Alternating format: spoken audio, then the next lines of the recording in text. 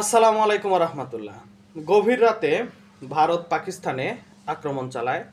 রাত 1টার দিকে অপারেশন সিঁদুর নামে ভারত পাকিস্তানে এই আক্রমণ শুরু করে। অপারেশন সিঁদুর নাম দেওয়ার অর্থ হচ্ছে গত কয়েকদিন আগে কাশ্মীরের পেহেলগামে জঙ্গি হামলায় প্রায় ভারতীয় 26 জন নাগরিককে হত্যা করা হয়। তবে এই 26 জন নাগরিকের মধ্যে বেশিরভাগই পুরুষ ছিল। যেহেতু তারা পুরুষকে হত্যা করেছে, তাই নারীর সিঁদুরের সম্মান রক্ষার্থে তারা এই অপারেশনের নাম দিয়েছে অপারেশন সিঁদুর। ভারতের কয়েকদিনের কার্যকলাপ দেখলেই বোঝা যায় যে তারা পাকিস্তানে একটা আক্রমণের প্রস্তুতি নিতেছিল। তাদের প্রতিদিন ছিল উচ্চ পর্যায়ের বৈঠক এবং ভারতীয়দের কিভাবে রক্ষা করা যায়, ভারতীয়দের কিভাবে নিরাপত্তা দেওয়া যায় সেই বিষয়ে তারা প্রশিক্ষণ বা সেই বিষয়ে তারা ব্যবস্থা নিতেছিল। তাদের এই ব্যবস্থা দেখে পাকিস্তান হয়তো বুঝতে পেরেছিল যে তাদের দেশে ভারতের আক্রমণ খুবই আসন্ন। সেই আশঙ্কা সত্যি করে গতকাল রাতেই ভারত ব্যাপক হামলা চালায়। ইতিহাসে এই প্রথম ভারত এত ব্যাপক পরিসরে হামলা চালিয়েছে। হামলায় তারা 3টি বাহিনীকেই ব্যবহার করেছে: বিমান বাহিনী, নৌবাহিনী এবং সেনাবাহিনী। তারা 3টি বাহিনী একযোগে পাকিস্তানের 8টি অবস্থানে 6টি অবস্থানের 8টি টার্গেটকে লক্ষ্য করে প্রায় 24টি মিসাইল আক্রমণ শুরু করে। এই আক্রমণের তীব্রতা ভয়াবহ ছিল।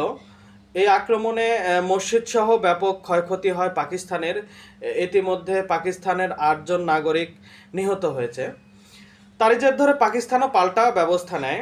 পাকিস্তান তাদের আকাশ প্রতিরক্ষা ব্যবহার করে ভারতের যুদ্ধ বিমানকে লক্ষ্য করে কয়েকটি মিসাইল ছড়ে। ইতিমধ্যে রয়টার্সের খবরে বলা হয়েছে, প্লাস পাকিস্তানের দাবি যে তারা ভারতের রাফায়েল সহ 5টি যুদ্ধ বিমানকে ভূপাতিত করেছে, অর্থাৎ ভারতের 5টি যুদ্ধ বিমান ইতিমধ্যেই বিধ্বস্ত।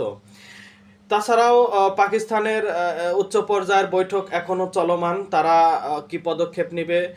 যেহেতু পাকিস্তানের অর্থনীতি দুর্বল, কিন্তু পাকিস্তানের অর্থনীতি দুর্বল হলে কি হবে?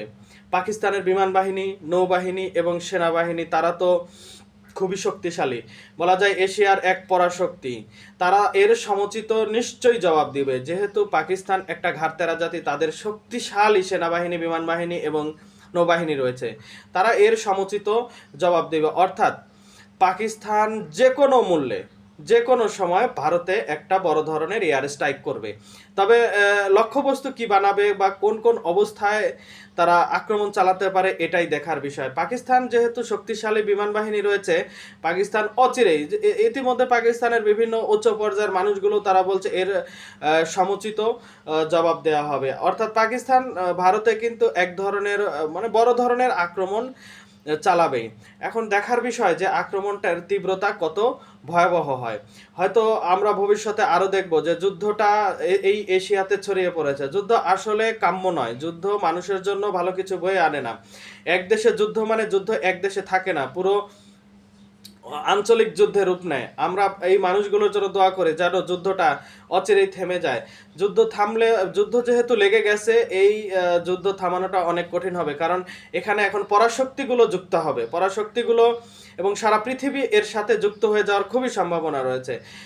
পাকিস্তানের পক্ষে এসে দাঁড়াবে হয়তো অনেকগুলো দেশ, যেমন চীন এবং তুরস্ক সহ কিছু মুসলিম বিশ্ব। ভারতের পক্ষে এসে হয়তো দাঁড়াবে পুরো পশ্চিমা বিশ্ব।